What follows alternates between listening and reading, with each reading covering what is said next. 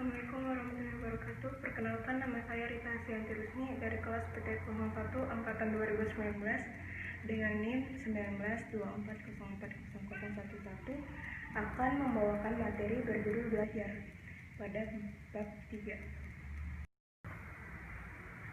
A. Hakikat belajar. Apa sebenarnya belajar itu? Belajar merupakan suatu proses memperoleh pengetahuan dan pengalaman dalam wujud perubahan tingkah laku dan kemampuan bereaksi yang relatif permanen atau menetap karena adanya interaksi individu dan lingkungannya. Berhasil tidaknya suatu pembelajaran itu tergantung dari bagaimana individunya melakukan proses pembelajaran dan bagaimana setiap individu memandang apa sebenarnya hakikat belajar itu. Belajar dapat disimpulkan sebagai suatu proses memperoleh pengetahuan dan pengalaman guna untuk membuat perubahan tingkah laku diri dalam seseorang. Ciri-ciri perubahan tingkah laku dalam belajar. Yang pertama, perubahan terjadi secara sadar. Pada perubahan ini, seseorang yang belajar mengetahui dirinya memiliki pengetahuan yang baru. Maka dari itu, seorang yang tidak sadarkan diri seperti mabuk dan lainnya itu tidak termasuk dalam proses atau pengertian atau ciri-ciri dalam perubahan tingkah laku dalam belajar. Yang kedua, perubahan bersifat kontinu dan fungsional. Pada perubahan ini, seseorang memiliki perubahan dalam dirinya yang berlangsung secara berkesinambungan. Misalnya, orang yang tahu akan dirinya, orang yang awalnya tidak tahu menulis, akhirnya bisa untuk menulis, itu merupakan salah satu perubahan yang bersifat kontinu dan fungsional. Yang ketiga, perubahan yang bersifat positif dan aktif. Dalam perilaku belajar, perubahan itu senantiasa bertambah dan tertuju untuk memperoleh sesuatu yang lebih baik dari sebelumnya. Dengan demikian, makin banyak usaha belajar yang dilakukan, maka makin baik dan makin banyak perubahan yang diperoleh. Perubahan dalam belajar bersifat aktif. Ini berarti bahwa perubahan tidak akan terjadi jika seseorang yang belajar itu tidak melakukan aktivitas atau sesuatu yang aktif mengenai belajar. Oleh karena itu, perubahan tingkah laku karena proses kematangan yang terjadi dengan sendirinya karena dorongan dari dalam tidak termasuk perubahan dan pengertian belajar. Yang keempat, perubahan bukan bersifat sementara. Misalnya saja orang yang tahu dalam bermain piano, dia tidak akan cepat untuk lupa dalam memainkan piano. Yang kelima, perubahan dalam belajar bertujuan atau terarah. Ini berarti bahwa perubahan tingkah laku itu terjadi karena ada tujuan yang akan dicapai. Perubahan belajar terarah kepada perubahan tingkah laku yang benar-benar disadari. Misalnya, seseorang belajar mengetik, sebelumnya sudah menetapkan apa yang mungkin dapat dicapai dengan belajar mengetik. Dengan demikian, perbuatan belajar yang dilakukan senantiasa terarah kepada tingkah laku yang ditetapkannya. Yang keenam, perubahan mencakup seluruh aspek tingkah laku. Perubahan yang diperoleh seseorang setelah melalui proses belajar meliputi perubahan keseluruhan tingkah laku. Jika seseorang belajar sesuatu, sebagai hasilnya ia akan mengalami perubahan tingkah laku secara menyeluruh dalam sikap, keterampilan, pengetahuan, dan sebagainya. Menurut Slameto, ada dua faktor yang mempengaruhi belajar, yaitu faktor intern dan faktor ekstern. Faktor intern adalah sesuatu yang berasal dari dalam diri atau dalam diri individu yang sedang belajar. Faktor intern meliputi jasmania dan psikologis. Jasmania yang berarti berupa fisik manusia, misalnya faktor kesehatan dan cacat tubuh. Sedangkan faktor psikologis meliputi inteligensi, perhatian, bakat, motif, kematangan, dan kelelahan. Sedangkan faktor ekstern berasal dari luar individu, yaitu faktor keluarga, sekolah, dan masyarakat. Faktor keluarga misalnya bagaimana seorang orang tua dapat mendidik anaknya. Sedangkan faktor sekolah adalah bagaimana hubungan guru dan siswa. Sedangkan kalau masyarakat adalah bagaimana seorang siswa dapat bergaul dengan lingkungannya atau bentuk kehidupan dalam masyarakat dan media masanya. Menurut Biggs tahun 1991, ada 3 bentuk dasar pendekatan belajar. Yang pertama, pendekatan surface adalah pendekatan permukaan atau bersifat lahiriah, yaitu kecenderungan belajar siswa karena adanya dorongan dari luar, misalnya mau belajar karena takut tidak lulus ujian sehingga dimarahi orang tua. Yang kedua, pendekatan deep atau mendalam, yaitu kecenderungan belajar siswa karena adanya dorongan dari dalam dirinya, misalnya mau belajar karena memang tertarik pada materi dan merasa membutuhkannya. Yang ketiga, pendekatan achieving, pencapaian prestasi yang tinggi, yaitu kecenderungan belajar siswa karena adanya dorongan untuk mewujudkan ego achievement, yaitu ambisi pribadi yang besar dalam meningkatkan prestasi keakuan dirinya dengan cara meraih prestasi yang setinggi-tingginya. Tujuan belajar. Menurut Ralph Taylor dalam The COCO-DKK tahun 1977 memberikan 3 alasan penting tujuan belajar yang ditetapkan dalam tujuan instruksional, yang pertama, memberikan panduan dalam merencanakan pembelajaran, apa yang diharapkan akan dicapai murid setelah pembelajaran selesai. Yang kedua, berguna dalam pengukuran prestasi belajar. 3. Siswa mengetahui sebelumnya apa yang harus dipelajari dalam satu unit pelajaran sehingga selanjutnya ia dapat mengarahkan perhatian dan usahanya. Ingatan dan lupa. Bulow pada tahun 1982 dan Reber tahun 1988 mendefinisikan lupa sebagai ketidakmampuan mengenal atau mengingat sesuatu yang pernah dipelajari atau dialami.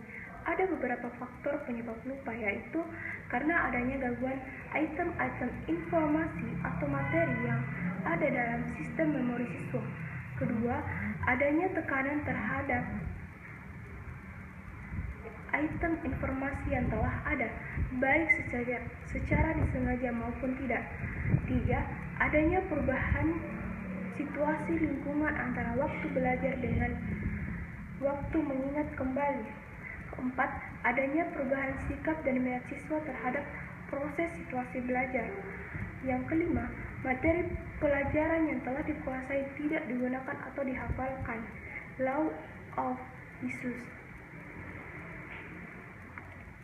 Yang keenam, adanya perubahan urat syaraf otak yang antara lain dapat disebabkan oleh adanya benturan, alkohol, obat-obatan, terserang penyakit tertentu, dan sebagainya.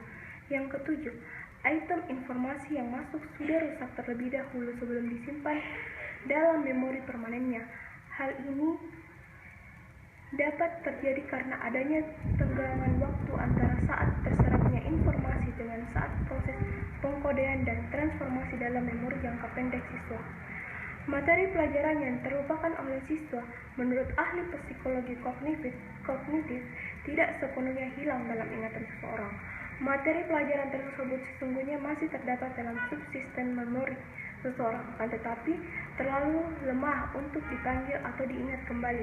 Setelah melakukan relearning, belajar lagi, atau mengikuti remedial teaching, pengajaran perbaikan, akhirnya akan diperoleh kinerja akademik yang memuaskan daripada sebelumnya. Teori belajar dan aplikasinya. Yang pertama, teori belajar kognitif adalah pendekatan psikologi kognitif lebih menekankan arti penting proses internal mental manusia. Dengan kata lain, tingkah laku termasuk belajar selalu didasarkan pada kondisi, yaitu tindakan mengenal atau memikirkan situasi di mana tingkah laku itu terjadi.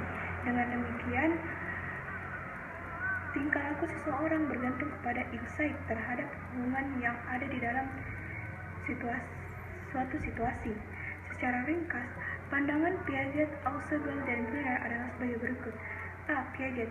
Menurut Piaget, proses belajar sesungguhnya terjadi 3 tahapan, yaitu asimilasi, akomodasi, dan penyeimbangan. Proses asimilasi adalah proses penyatuan atau pengintegrasian informasi baru ke struktur kognitif yang telah ada di dalam benak siswa. B. Ausubel. Menurut Ausubel, siswa akan belajar dengan baik jika advanced organizer didefinisikan dan dipresentasikan dengan baik dan tepat kepada siswa. C. Brunner. Menurut Brunner, proses belajar lebih ditentukan oleh cara kita mengatur materi pembelajaran. Teori belajar dan aplikasinya.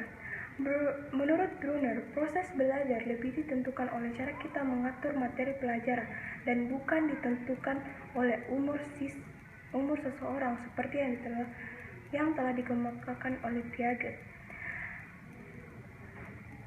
Teori belajar yang pertama, A. Enaktif, berupa aktivitas siswa untuk memahami lingkungan melalui pengalaman langsung suatu realitas. B. Ikonik, berupa upaya siswa melihat dunia melalui gambar-gambar dan visualisasi verbal. C. Simbolik, berupa pemahaman siswa terhadap gagasan-gagasan abstrak, berupa teori-teori, penafsiran, analisis, dan sebagainya terhadap realitas yang telah diamati atau dialami. Secara umum, teori Brunner ini bila diaplikasikan biasanya mengikuti pola sebagai berikut. A. Menentukan tujuan-tujuan instruksional. B. Memilih materi pelajaran. C. Menentukan topik-topik yang mungkin dipelajari secara induktif oleh siswa. D. Mencari contoh-contoh, tugas, ilustrasi, dan sebagainya yang dapat digunakan mahasiswa untuk belajar. E.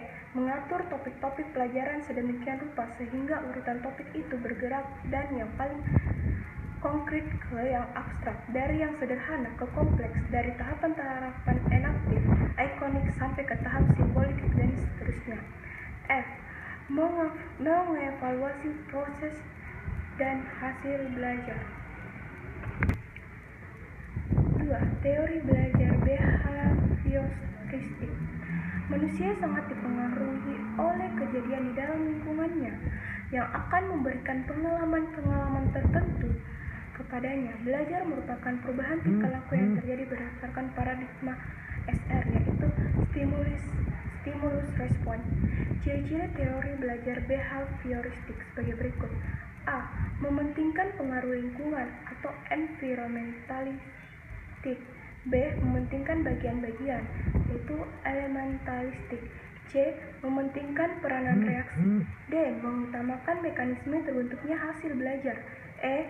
Mementingkan sebab-sebab di waktu yang lalu. F. Mementingkan pembentukan kebiasaan. G. Dalam pemecahan problem, ciri khasnya trial and error. 3. Teori belajar humanistik. Tujuan belajar adalah untuk memanusiakan manusia. Tujuan utama para pendidik ialah membantu si siswa untuk mengembangkan dirinya, yaitu membantu masing-masing individu untuk mengenali diri mereka sendiri sebagai manusia yang unik dan membantu dalam mewujudkan potensial yang ada pada diri mereka. Ia menunjukkan sejumlah prinsip-prinsip dasar humanistik yang penting diantaranya ialah A. Manusia itu mempunyai kemampuan belajar secara alami. B.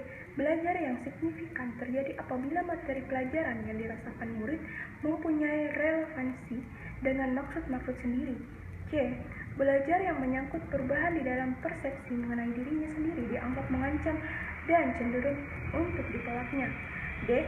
Tugas-tugas belajar yang mengancam diri ialah lebih mudah dirasakan dan diasimilasikan apabila ancaman-ancaman dari luar itu semakin kecil.